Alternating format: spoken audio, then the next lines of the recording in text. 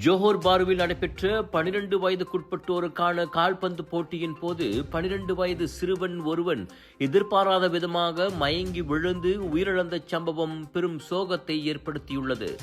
உயிரிழந்த சிறுவன் டேனிஷ் ஐஸ்கில் முகமது அனீப் என அடையாளம் காணப்பட்டுள்ளார்.